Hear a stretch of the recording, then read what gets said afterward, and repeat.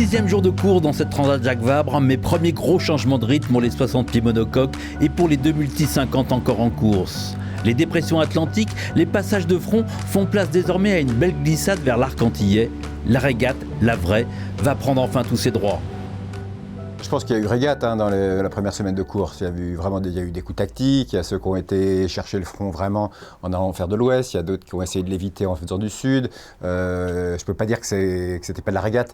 Simplement, c'est vrai qu'on subissait quand même pas mal ces conditions météo qui étaient difficiles.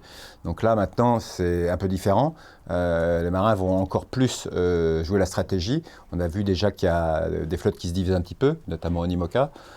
Donc ça va être intéressant de savoir qui va prendre l'avantage au gré des rotations de vent, des bascules de vent, de cet alizé qui va être présent ou pas, quelle va être sa force, quelle va être sa direction en arrivant sur les Antilles, comment ça va se passer dans la mer des Caraïbes. Oui, il y a encore pas mal de questions à se poser. En 60e monocoque, 7 équipages se sont succédés en tête du classement depuis le départ. Aucun d'eux n'a tenu cette pole position plus de 24 heures.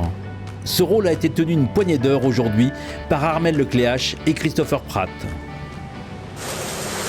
Et bienvenue à bord de Banque Populaire. Voilà, nous on a des petits bricoles à faire, mais a priori le bateau a l'air en un morceau, donc voilà. Ouais, on va attendre encore quelques heures et après ça va être parfait. Moins long, donc moins rapide, les classes 40 vivent en ce mardi 7 novembre leur dernier jour de mauvais temps. La mer Casse-Bateau a malheureusement réussi une nouvelle fois son coup. L'équipage anglais de Concise est obligé d'abandonner, fait route sur les Açores, l'avant de sa coque ayant perdu toute rigidité. Depuis le départ, Concise menait la vie dure à aquarelle.com, plus solide leader que jamais. C'est pas évident parce qu'il faut tirer sur le bateau et dans ces conditions-là, le chemin est très mal pavé et c'est dur pour le matériel. Donc c'est aussi pour ça que cette nuit, on a décidé de plonger sud pour éviter de tout casser parce que la mer commençait à devenir très dure. Le bleu va progressivement remplacer le gris, les shorts et cirés détrempés.